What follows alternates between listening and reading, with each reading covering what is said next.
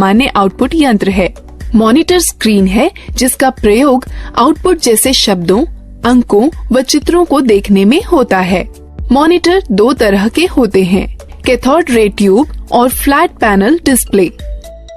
Printer computer से प्रसंस्कृत data लेता है जिसे सॉफ्ट कॉपी कहते हैं और उसे छापकर निकालता है जिसे हार्ड कॉपी कहते हैं। कंप्यूटर पर दिखने वाले किसी चित्र या लेख को सॉफ्ट कॉपी कहते हैं तथा उसी के छपे हुए को हार्ड कॉपी कहते हैं।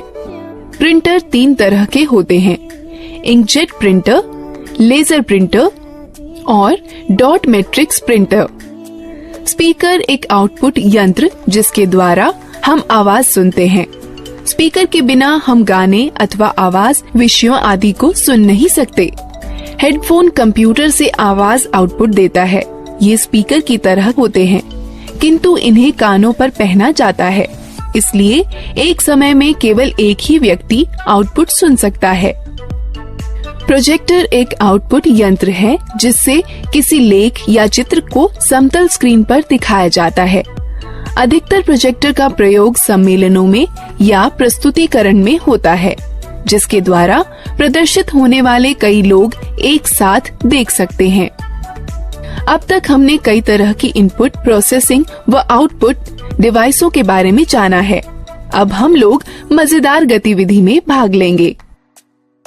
दीदी, कंप्यूटर सारा डाटा कहाँ संचित करता है? जिस तरह तुम्हारा दिमाग बहुत सी आवश्यक चीजों को याद रखने में तुम्हारी मदद करता है, उसी तरह कंप्यूटर डाटा संचित करता है जिसे कंप्यूटर मेमोरी कहते हैं। कंप्यूटर की मेमोरी दो तरह की होती है, प्राथमिक अथवा मुख्य मेमोरी और द्वितीयक मेमोरी। मुख्य प्राथमिक मेमोरी बहुत तेज है, इसे रैम कहते हैं। इसका अर्थ रैंडम एक्सेस मेमोरी अथवा रैम होता है। कंप्यूटर की गति रैम पर निर्भर करती है। डाटा और निर्देश मुख्य मेमोरी में संचित रहते हैं, जहां से ये प्रोसेस कर रिजल्ट प्राप्त करने के लिए सीपीयू में पुनः प्राप्त किए जा सकते हैं। रैम वह मेमोरी होती है जहां सारे प्रोग्राम संचित किए जाते हैं। वीडियो पसंद आई हो तो वीडियो को लाइक करें। कंप्यूटर की गति रैम पर निर्भर होती है। कैश मेमोरी वह मेमोरी है जो रैम का अंग होती है और प्रोसेसर के बहुत पास होती है। इसका प्रयोग प्रोसेसिंग गति को सुधारने में किया जाता है। प्राथमिक मेमोरी सीमित होती है, इसलिए असीमित डाटा को सुरक्षित करने के लिए द्वितीयक मेमोरी का प्रयोग करते हैं। चूँकि कंप्यूटर द्वितीयक मेमोरी पर सुरक्षित डाटा को सीधे प्रोसेस नहीं कर सकता, अतः प्रोसेस करने के लिए पहले रैम पर उसकी नकल तैयार की जाती है।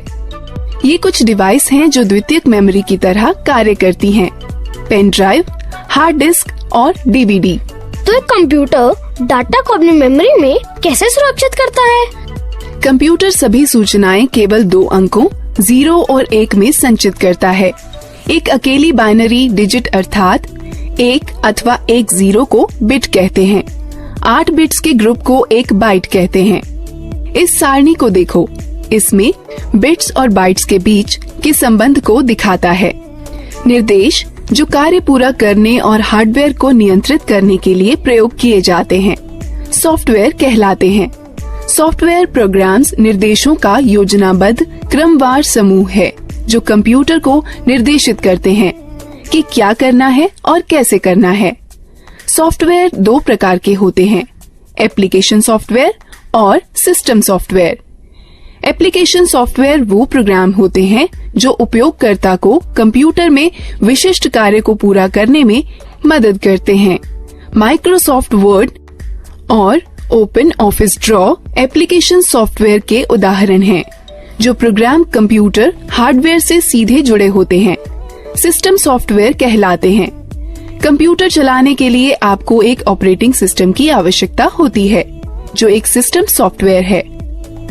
हमारे आगे बढ़ने से पहले इस एक्टिविटी में भाग लेते हैं। गीता, ये सब रुचिकर है। मैंने पहले कभी भी कंप्यूटर नहीं चलाया है। क्या तुम मुझे बता सकती हो कि कंप्यूटर कैसे स्थापित किया जाता है और कैसे चलाया जाता है? अवश्य चाचा, मैं सब कुछ समझा दूंगी। सबसे पहले मैं आपको कंप्यूटर के विभिन्न अंगों से परिचित कराती हूँ। यह मॉनिटर है। यह टेलीविजन की तरह है और इसकी स्क्रीन पर आउटपुट देखा जाता है। यह सिस्टम बॉक्स है। इसमें सेंट्रल प्रोसेसिंग यूनिट अर्थात सीपीयू होता है। यह सीपीयू वीडियो पसंद आई हो और कुछ सीखने को मिला हो तो वीडियो को लाइक करें, कमेंट करें, चैनल को सब्सक्राइब करें और इस वीडियो को अपने दोस्तों के साथ शेयर करें। धन्यवाद।